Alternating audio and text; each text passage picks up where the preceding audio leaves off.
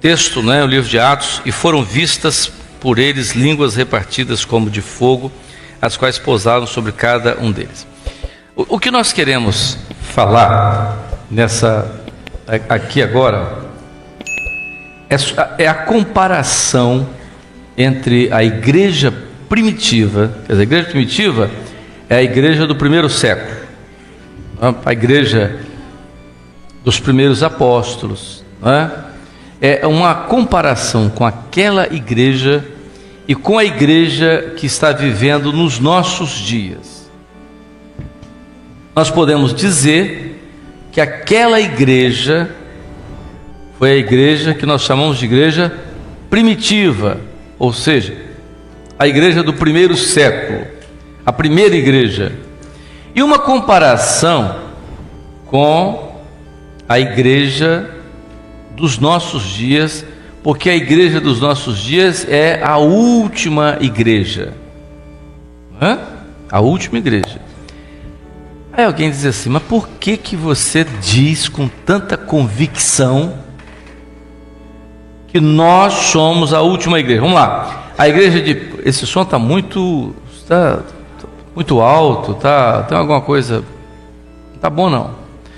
Então, a igreja primitiva, a igreja de Pedro, Paulo, João, Tiago, Paulo, enfim, a primeira igreja, aquela igreja do primeiro século, e nós somos a igreja aqui, a igreja de Mauro, né, de Sérgio, que essa igreja aqui é a igreja dos últimos dias, ou seja, a última igreja. Então a pergunta é, por que você está dizendo que nós somos a última igreja? Porque nós somos a igreja inserida em todo o contexto profético da segunda vinda de Jesus. Todo. Então, toda a profecia da segunda vinda de Jesus está dentro do nosso tempo. Quais são elas? Principais. Israel se tornou Estado, a situação dos problemas físicos que aí estão, de terremotos, de tanta situação. Então, situação de peste, tudo aquilo descrito nas profecias, lá do capítulo do sermão profético de Jesus, no livro do Apocalipse. Então, tudo que diz a profecia, que aponta para a última igreja, toda essa profecia está exatamente ligada aos nossos dias. Então nós podemos dizer que nós somos a última igreja. Então vamos fazer uma relação. Qual a diferença que há, se há diferença entre a igreja nos nossos dias e a igreja primitiva? Então, a igreja primitiva, ela viveu a primeira grande experiência. Qual foi a grande experiência da igreja primitiva? No momento da igreja, houve a igreja, ela começa em que situação, em que ponto? A igreja primitiva começa no Pentecostes, né? É claro que o Pentecostes não é uma festa cristã, o Pentecostes é uma festa judaica. Mas no dia da festa de Pentecostes, aconteceu que a igreja estava reunida e ali o Espírito Santo foi derramado sobre a igreja. Com uma diferença, mostrando já ali a diferença. Qual a diferença? No Velho Testamento, o Espírito Santo era individual. Quando você lê o Velho Testamento, você vai ver que a operação do Espírito Santo no Velho Testamento é individual. Você vê a operação do Espírito Santo no profeta, você vê a operação do Espírito Santo no rei, no sacerdote. Vamos pegar o caso típico de Sansão. O Espírito Santo, Sansão, qual a força de Sansão? Não, quem pensava às vezes Sansão devia ser um homem forte, cada braço devia ser um gigante. Não, Sansão era um homem normal. A força de Sansão estava na operação do Espírito Santo na vida de Sansão. Mas o Espírito Santo vinha na vida de Sansão, operava e ele fazia prodígios. Mas o Espírito Santo não permanecia na vida de Sansão. Então no Velho Testamento nós vamos observar que o Espírito Santo ele não permanecia ele operava isoladamente, em momentos especiais. Mas a promessa que está no profeta Joel dizia que o Espírito Santo seria derramado, ou seja, o Espírito Santo permaneceria, não sobre uma pessoa, não sobre um homem, não era sobre os 12 apóstolos, mas sobre toda a carne, ou seja, sobre toda a congregação. Então, essa promessa se cumpre exatamente naquele dia. O que aconteceu? O Espírito Santo veio sobre a igreja e mostra um fato interessante. Primeiro, o Espírito Santo veio em forma de fogo, porque para o judeu, sempre que Deus se manifestava com fogo. A experiência de Moisés, a experiência de Elias, Deus se manifestava com fogo. É a sarça que ardia, é o fogo lá no holocausto de Elias, enfim. Então era fogo. Então Deus se revela, vem como forma de fogo. Mas aconteceu um fato interessante, que quando eles viram que o fogo veio sobre cada um individualmente. Então cada um recebeu uma porção. Então mostrando o que ali? A primeira coisa, o Espírito Santo foi distribuído sobre todos, mostrando ali pela primeira vez que o Espírito Santo não estaria operando isoladamente em uma pessoa, mas o Espírito Santo estaria operando em todo o grupo, em toda a congregação, né? Então nós vamos ver aqui o primeiro sinal de que Deus estaria operando no corpo. Então a primeira ideia de corpo ocorre exatamente quando o Espírito Santo foi derramado, não sobre um, mas sobre todos. Então todos falavam línguas, todos profetizavam, eles falavam línguas e profetizavam. Então foi uma operação no corpo. A primeira ideia de corpo acontece exatamente ali no Pentecostes. Outra coisa que chama a atenção é porque era como língua. Por que a Bíblia usa essa expressão? Ele viu como se fosse língua de fogo. Porque era uma mudança de comportamento, porque Deus queria mostrar uma coisa diferente. Quando lá em Babel o homem tentou chegar a Deus, né? Aquilo que era da ideia do homem, subir com a torre, né, para chegar aos céus, aquela coisa. Ali as línguas se confundiram.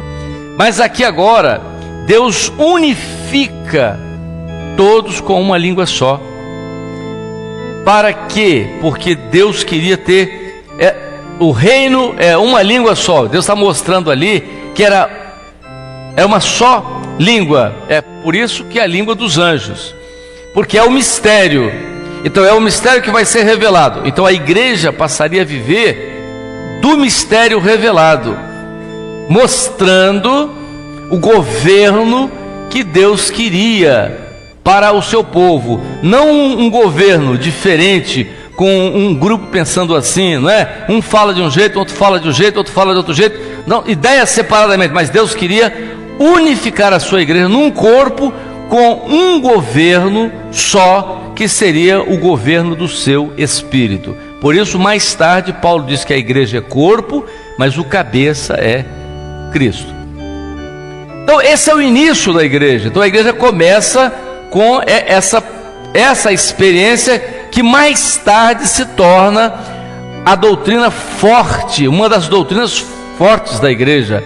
A doutrina de corpo é uma doutrina especial, é uma doutrina onde Paulo enfatiza. Paulo é muito enfático na doutrina de corpo, não só com relação à igreja, no sentido da igreja local, quando ele escreve aos Coríntios, mas também quando ele fala dos ministérios, na carta aos Efésios, quando ele mostra a necessidade da integração como um corpo, para que o governo não fosse o governo humano, não fosse um governo racional, mas um governo do Espírito Santo, para um governo de Deus. Então tudo isso que ele descreve. Então a igreja parte já com essas características. Primeiro, a manifestação visível do Espírito Santo. Então isso marcou a igreja primitiva. A operação do Espírito Santo na vida da igreja, que mais tarde Paulo disseca isso, vai falando sobre as manifestações quando ele escreve sobre os dons espirituais. Mas ali o batismo com o Espírito Santo, que era já aquilo que era fundamento para a igreja, o preparo da igreja para essa caminhada. Então era o que era? Então o batismo com o Espírito Santo ali para eles identificava o quê? Identificava o fogo, era o fogo. Mas o fogo é uma coisa boa quando no lugar certo, não é verdade? Fogo no fogão é ótimo. Fogo no forno, você não vai fazer comida sem ter fogo. Agora, fogo no colchão não é coisa boa. Você dormiu com fogo, pegou fogo no colchão, que maravilha. Não, fogo no colchão. Então fogo tem que estar no lugar certo. O fogo é bom. Então, aqui a colocação, a operação do Espírito Santo, então o fogo, porque o fogo ali, ele também trouxe uma coisa muito interessante, que é luz. Então o batismo com o Espírito Santo para a igreja identificou uma coisa nova para a igreja, que é a revelação. Então a igreja primitiva, ela começa a ter a grande experiência. Qual a experiência? O Espírito Santo veio e operou, então o Espírito Santo sobre toda a igreja. Então foi o batismo com o Espírito Santo, a experiência dos dons, a primeira ideia de corpo, mas o fogo que é luz. Então a igreja, a partir dali, ela passa a andar segundo a luz. Então é a revelação do Espírito Santo. Então tudo isso está dentro desse início de igreja. Então todas essas coisas estão acontecendo na igreja. A igreja primitiva, aí é um ponto que nós vamos fazer uma análise da igreja primitiva com a última igreja. Alguém chegou aqui, assistiu a aula e disse assim: saiu daqui, como se diz assim, Amadeu disse que a igreja primitiva é diferente da igreja dos nossos dias. Então eu quero dizer aos irmãos, rogo-vos pelas compaixões de Cristo, que não pensais assim, porque eu não falei isso, jamais falaria tal absurdo. A igreja primitiva é tal qual a igreja dos nossos dias. É a mesma igreja, a mesma operação na igreja primitiva é na igreja de hoje. Há uma diferença que é muito simples, que é uma diferença mais do contexto profético. Então vamos lá.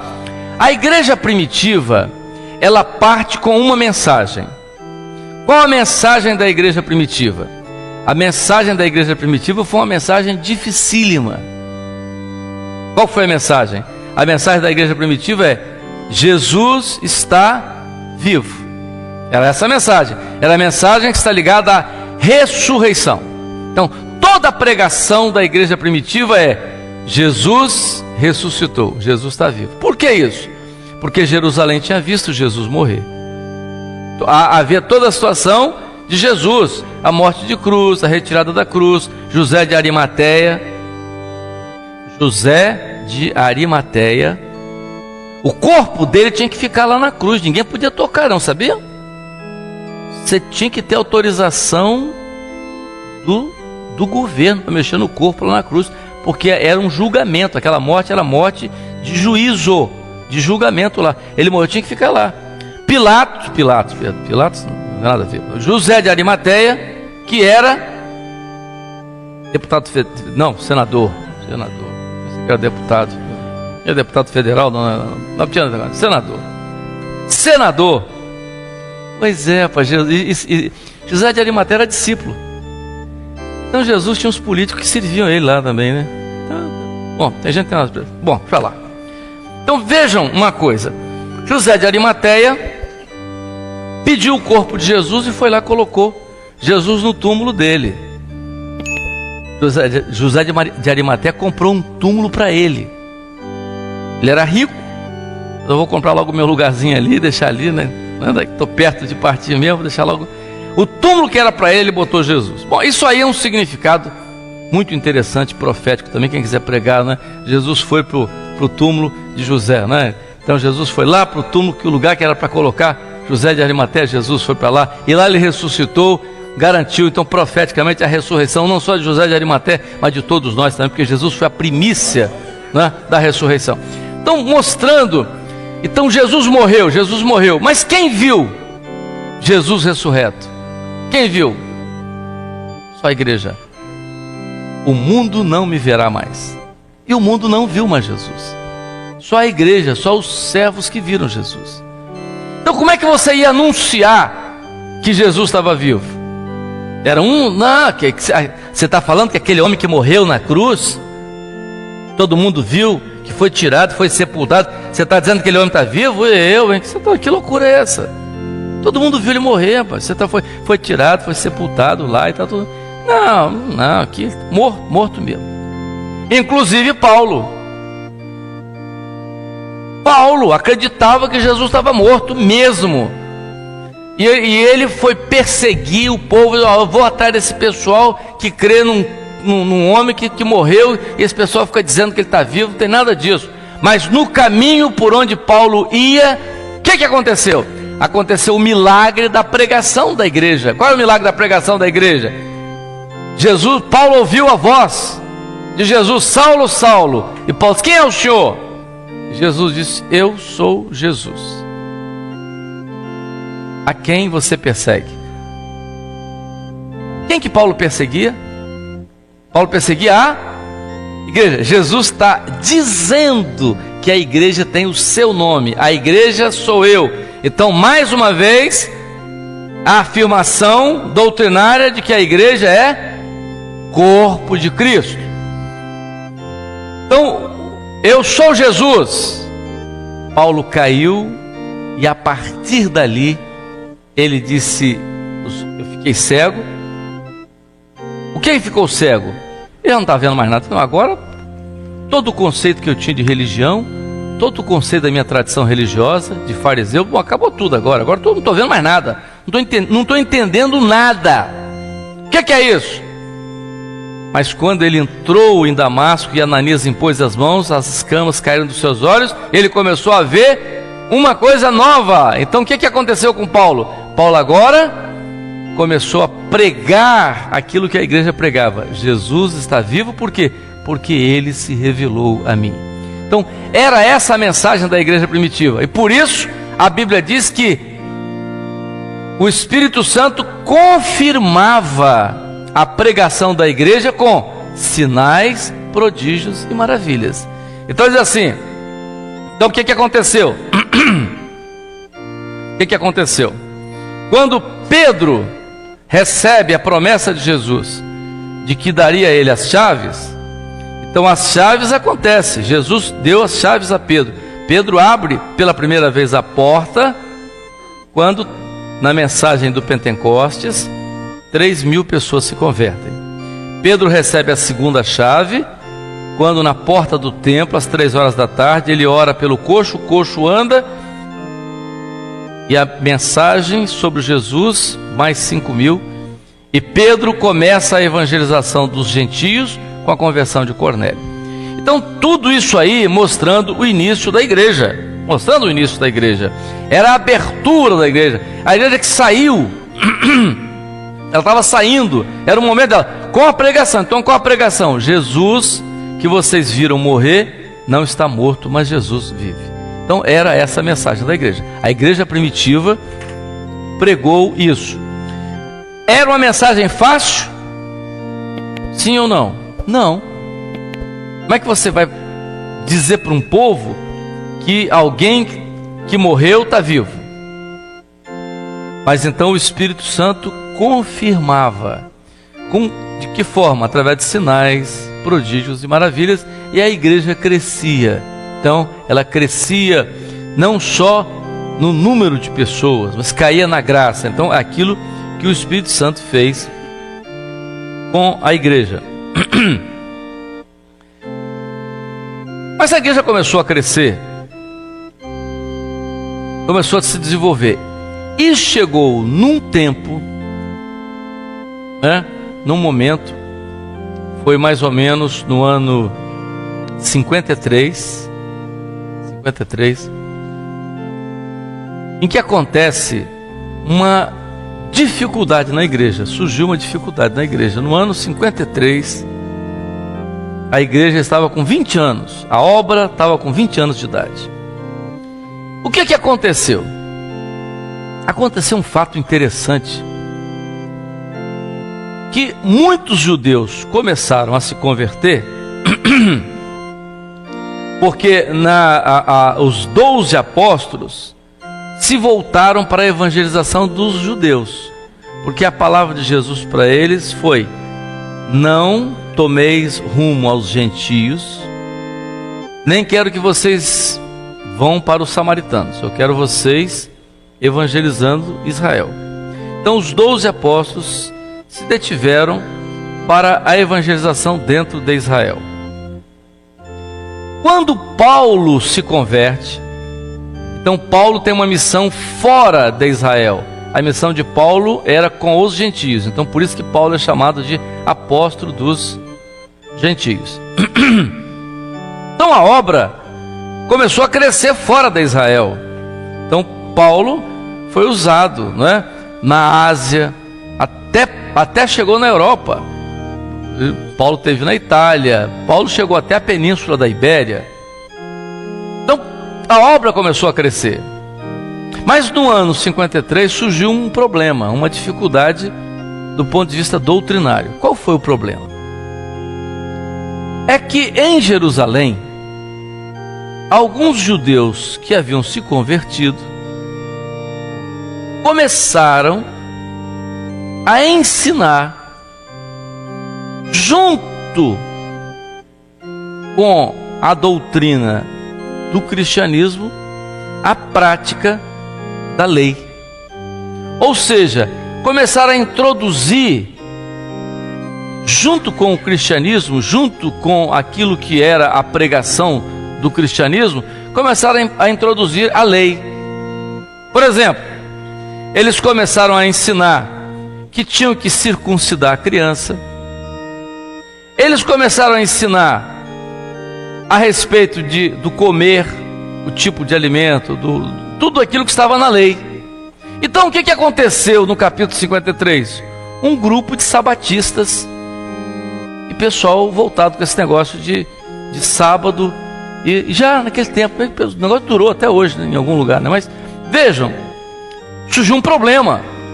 Quem pode ler no capítulo 15 do livro de Atos, a igreja entra nessa situação difícil, que foi um impasse doutrinário. Capítulo 15, você pega o capítulo 15 e você vai ler esse problema. Pedro ficou sem saber o que fazer, porque o problema aconteceu em Jerusalém. A situação aconteceu em Jerusalém. E o que acontece? O que acontece é que os irmãos que estavam em Antioquia, que era já fora de Israel, onde estava Paulo, Silas e outros apóstolos que tinham sido enviados para os gentios, eles foram convocados para uma reunião, um presbitério, vamos dizer assim, em Jerusalém. E nessa reunião de ministérios, a discussão foi exatamente sobre isso, sobre essa situação da lei. E essa lei se tornou tão contundente que os cristãos de Jerusalém não aceitavam a conversão dos gentios. Não, a bênção é para nós só.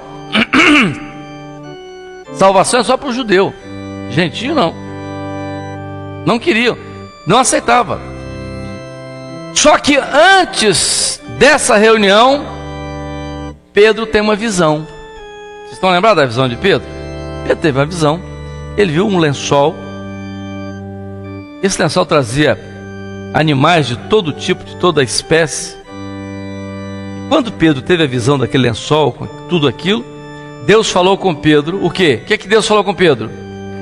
não torne imundo o que Deus purificou. Ou seja, não torna a colocar a lei, trazendo aquelas coisas da lei, porque Jesus já purificou através do sacrifício do seu Filho. Então agora era um novo pacto. Então Pedro recebe a informação.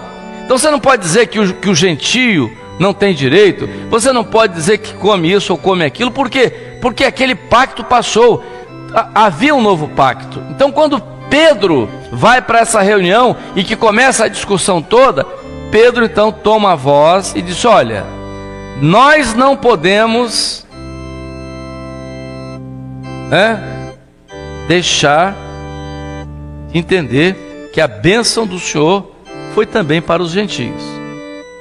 Então Paulo, tomando a palavra, começou a contar para eles aquilo que Deus estava fazendo no meio dos gentios, as experiências que Deus estava fazendo, tudo aquilo que Deus fez no meio dos gentios, estava fazendo no meio dos gentios. Então era uma definição de doutrina, a identidade, doutrina, quando naquele concílio, o que acontece? O Espírito Santo fala a eles que a igreja devia se abster da fornicação, né? Fornicação, a palavra pornos, que se escreve com PH, vem de pornos, né? Então, sensualidade, essas coisas todas, da prostituição, da idolatria. Então a igreja tinha que se abster da idolatria, né? Do sangue, aquela coisa toda, o sangue de animal, tudo aquilo que foi uma determinação para a igreja. Então aquilo que o resultado daquilo que acontece no capítulo 15 do livro de Atos. Com relação a sangue aí, há um grupo religioso que usa o capítulo 15 de Atos, quando dizia que a igreja devia se abster do sangue. Então há um grupo que diz o seguinte: está vendo? É por causa disso que você não pode tomar transfusão de sangue. É baseado no capítulo 15 de Atos. Só que o sangue aqui, no livro de Atos, está falando da ingestão de sangue, do comer sangue. É sangue por via oral, porque era um ritual pagão, era um ritual idólatra, místico daquele tempo. Então Deus era contra isso, o Espírito Santo não queria isso. Tem nada a ver com sangue na veia, que não é ritual. Se a transfusão de sangue fosse feita na boca, botasse uma sonda, jogasse sangue na boca, eu também não ia querer não. Acho que a Bíblia... Mas sangue na veia não tem nada a ver. Então, o pessoal que fala de sangue na veia não tem nada a ver, né? Aliás, esse grupo agora lançou uma ordem nova, dizendo que a religião só permite transfusão de sangue em cirurgia cardíaca. Esperto, né? Vai cirurgia cardíaca sem tomar sangue. O que você faz? Deixa logo o atestado de óbito assinado. Então vejam, bom, nós estamos mostrando o ponto de vista doutrinário. A igreja primitiva viveu essa experiência. Então nós começamos a fazer a comparação da igreja primitiva, toda a característica da igreja primitiva, a doutrina da igreja primitiva, o que foi forte na igreja primitiva. Então você forte na igreja primitiva, batismo com o Espírito Santo, tá? Foi uma experiência da igreja? Foi. Os dons espirituais, foi marcante na igreja primitiva? Foi. A doutrina de corpo, a igreja vivendo como corpo, foi.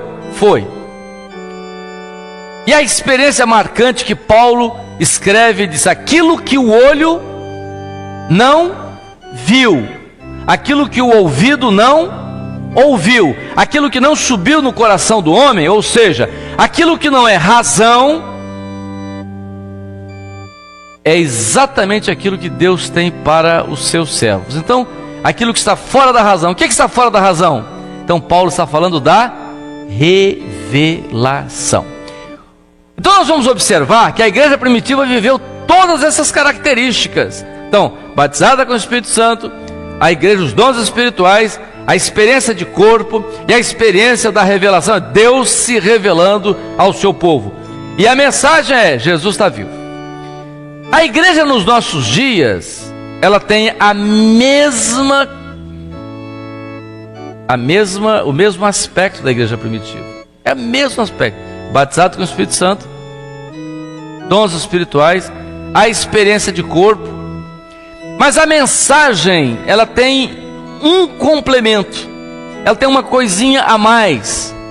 Qual a diferença? É que a mensagem na igreja primitiva era: Jesus está vivo. Muito bem. Nos nossos dias, a igreja dos últimos dias, ela diz: Jesus está vivo e voltará. Então, essa expressão, ele voltará, é a pequena diferença da igreja primitiva para a igreja nos nossos dias. Porque Jesus não ia voltar no tempo da igreja primitiva, mas Jesus vai voltar no nosso tempo. Então nós somos a última igreja. Por que somos a última igreja? Porque nós somos a igreja dos sinais proféticos descritos na palavra. Então nós somos a última igreja.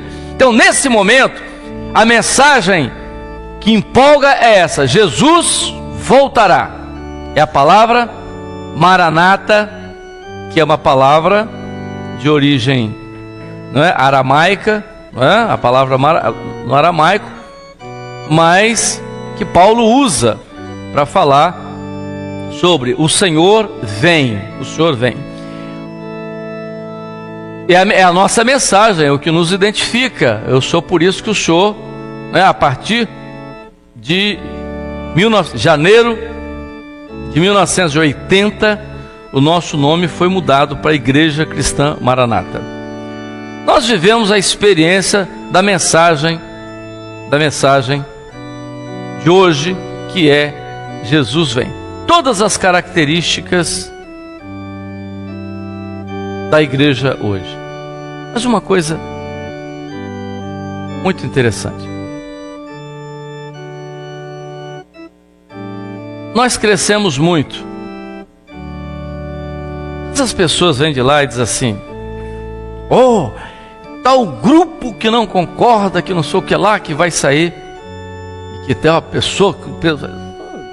Quem quiser sair, ou quem quiser dizer que tem para ir, isso pode acontecer em qualquer lugar. Agora eu pergunto aqui, eu pergunto a vocês aqui, e vocês podem: qual a igreja hoje que tem uma identidade com a palavra, como aquilo que nós estamos vivendo? Ah, vocês são soberbos. Não, estou falando de soberba, não. Nós temos uma experiência com a palavra, e isso é que eu quero dizer para vocês aqui. E foi a característica da igreja primitiva. Foi a característica da igreja primitiva. A característica da igreja primitiva é que ela não viveu nenhum momento sem o governo do Espírito Santo. Nenhum momento. A igreja primitiva, você pode ver, nenhum momento Paulo coloca todas as coisas. Ele queria ir para a Ásia, queria passar na Bitínia, e o Espírito Santo diz: não, você vai para Macedônia. Ele foi. A experiência das igrejas dirigidas pelo Espírito Santo. Então a igreja primitiva, você vê que ela totalmente identificada com o governo do Espírito Santo, e quem se levantou contra esse governo se acabou.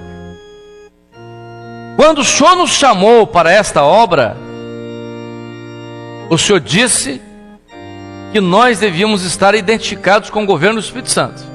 Aquela mensagem, né? Mauro, você que é primeiro do que eu, né? Qual do bordão lá, juízo, como é que é aquela mensagem? Quando o Senhor nos chamou para isso, a um governo do Espírito Santo. E nessa obra, irmãos, nós vivemos a experiência da igreja primitiva. Nós temos hoje, para a honra e glória do Senhor, um governo total do Espírito Santo. Total do Espírito Santo. Ninguém pode se levantar. Esse aqui é o perigo. Esse aqui é o perigo. Porque eu lembro de uma pessoa que uma vez se levantou dessa forma, e o Senhor disse: não, deixa comigo, e o fim dessa pessoa foi muito ruim. A gente não gosta nem de falar dessas coisas, que essas coisas não agradam. Porque é o seguinte, na hora que nós passarmos a decidir é uma coisa, mas no momento que nós não decidimos, mas que deixamos o Espírito Santo decidir, a coisa muda. Eu nunca vi, eu digo aqui para vocês aqui, eu estou na reunião de pastores, aquela reunião da comissão, já há mais de 25 anos. Eu nunca vi uma decisão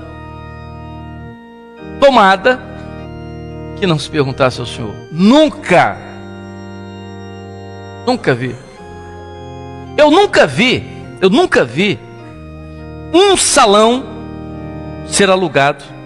Olha, seja nos Estados Unidos, seja na Europa, os irmãos são muito ligados a nós. Nunca vi um salão ser alugado sem se perguntar ao Senhor. Nunca vi. Eu nunca vi a pessoa fazer um pedido. Às vezes você acha justo o pedido que aquela pessoa faz, sem que esse pedido não seja colocado diante do Senhor, e o Senhor diz, é justo, faz. O Senhor diz, não está na hora, não quero que faz assim, faz desse jeito. Eu nunca vi nada diferente. Meus irmãos, essa obra tem um governo. Eu nunca vi um obreiro ser levantado sem que o Espírito Santo falasse. Eu nunca vi um diácono ser levantado sem que o Espírito Santo falasse. Eu nunca vi um ministério nessa obra ser levantado sem que o Espírito Santo dissesse, está na hora, espera, está na hora de levantar, espera, levanta, ordena. Nunca vi. Não existe ninguém, nem um diácono, nem um ungido, nem um pastor nessa obra que não tenha sido levantado pelo Espírito Santo.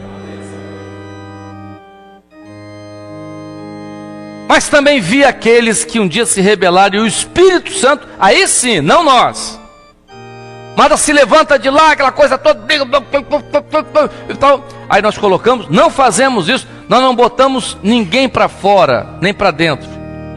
Mas às vezes as pessoas se levantam, um camarada era pastor, começou a fazer isso, começou a colocar óleo, começou a colocar negócio no pé, começou a fazer isso, começou a plantar bananeiras. O que foi lá? Senhor, o que nós vamos fazer com esse cidadão? Ele está dizendo isso, que é assim, ó, isso aqui não, nós não aprendemos isso, não está isso na sua palavra. Nós fazemos isso, nós não botamos ninguém para fora. Senhor, o que se faz? O Senhor disse, não tem mais parte na minha obra. Pronto. Mas Senhor, será que não tem um jeitinho não? Vamos dar um prazo. A gente faz isso às vezes. Vamos chamar fulano e tal. Aí irmão, né, irmão? Não é assim não, né? Você para com isso, companheiro, para com isso. Para com esse negócio de, entendeu? De fazer assim, que não tá, isso não está na doutrina e tal. Então, vamos consultar o senhor. Senhor, está certo? O senhor disse, não está certo. Eu não quero mais. Ele não tem mais parte nessa obra, não tem mais ministério. Irmãos, por misericórdia, o que nós podemos fazer? Nós não botamos para fora, nem botamos para dentro. Olha, o fulano de tal pediu para sair da obra. Mentira. É porque antes o senhor disse, ele não tem parte. Quando ele viu a situação, ele agora sai com nada. O senhor antes falou. A miséria toda é que às vezes o pobrezinho que não sabia de nada, né, vai lá ser enganado por essa. Mas isso aí tá na mão do senhor. E olha, eu vou dizer uma coisa, houve uma época que eu ficava aflito. Senhor, tem misericórdia. Saiu. Meu Senhor, o que vai acontecer? Sabe o que o Espírito Santo tem falado para nós? A obra é minha, vocês não tem nada com isso. Deixa comigo. Cuidar da vida, ainda sou dono de obra. Nós temos que continuar fazendo uma coisa. Temos que continuar dizendo o seguinte: o governo é do Espírito Santo. O governo é do Espírito Santo. Pronto. O governo é do Espírito Santo. Pronto. Né? Quem achar? Nada. Às vezes você vê uma coisa, você viu o que estou fazendo agora? Estou fazendo agora com esse negócio agora, os pastores estão ensinando isso, falou que tem que fazer assim, que tem que falar aquilo, você viu? Eu não concordo, isso é um absurdo, está vendo isso agora? A obra está se envolvendo com isso. Irmãos, quando vocês ouvirem isso, saibam que antes disso acontecer, foi feita uma consulta ao Senhor, dono dessa obra. Ninguém é doido de sair fazendo as coisas assim, sem que o Senhor dê uma palavra, sem que o Senhor dê uma orientação. Às vezes a gente se excede, e o Senhor diz, não é assim, vai devagar. A gente, a foi do Senhor, ó, devagar. Nós somos repreendidos pelo Senhor, somos. A gente se empolga às vezes, na igreja se empolga e tal. Uma vez eu estava na igreja, tão empolgado, disse uma palavra, quando terminou o culto, a irmã disse, o senhor falou que aquela palavra você não usar mais não, tá? Eu, sim senhor, tá bom. Então, por que isso? Porque é o Senhor orientando todas as coisas. E você sabe o que eu foi uma coisa assim, eu achei que simples, uma palavrinha simples, eu usei lá. E o Senhor me repreendeu. Ora, por que isso? Porque é o zelo dele. Então, a característica é essa. Paulo não resistiu a Pedro, foi lá e repreendeu Pedro. O que Pedro disse? Paulo, o que é isso, rapaz? Você não tem, você tem essa condição de vir me repreender, rapaz? Eu andei com Jesus, você não andou com ele? Tá? Você conhece Jesus mais que eu? Você não andou com ele, eu andei com ele. Você perseguiu, você ajudou a matar Estevão. Você esqueceu? Você ajudou a apedrejar Estevão. Começa fiado, Paulo, vai para lá. Não era assim? Mas Pedro ouviu a repreensão de Paulo. Porque não foi Paulo, foi o Espírito Santo. Nós aprendemos isso na palavra, aprendemos isso na igreja. Então, meus irmãos, a igreja dos nossos dias, né, é o discernir o corpo. A grande operação é discernir o corpo. Fraco, doente, que dorme. A rejeição, aquele que não é frio ou quente. É morno, vai ser vomitado do corpo. O corpo rejeita, é isso mesmo. Então, a característica da igreja nos últimos dias, a comparação com a primeira igreja, a mensagem da última igreja agora, Jesus está vivo, mas Jesus voltará. Vamos ficar de pé.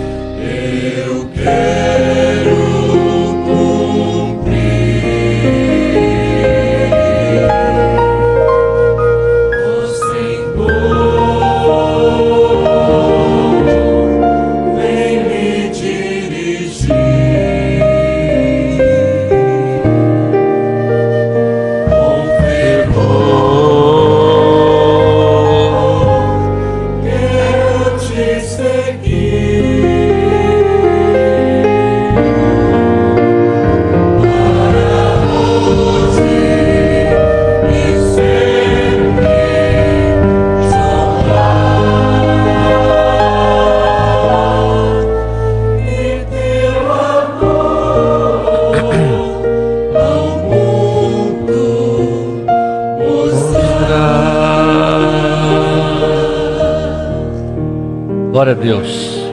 O Senhor deu uma visão. Glória a Jesus. Desculpa, hein? Pensei que tivesse terminado. Não conhecer ainda é difícil por causa disso, né? Mas tudo bem. Eles continuam depois.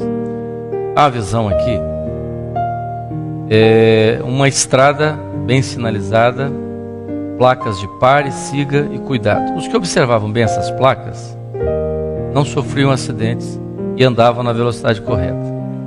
Pode terminar.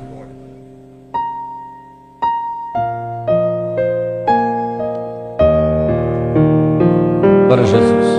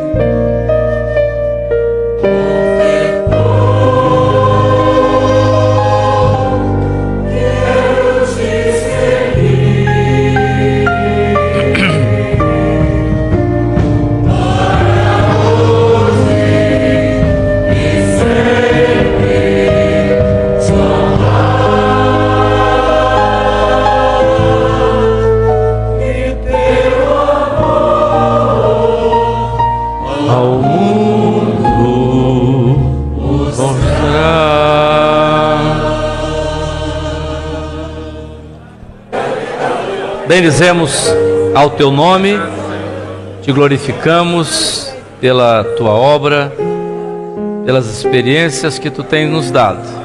Te glorificamos pela tua presença neste lugar, por aquilo que tu já tens feito nos teus servos. Te glorificamos em nome de Jesus. Amém. 10 minutos.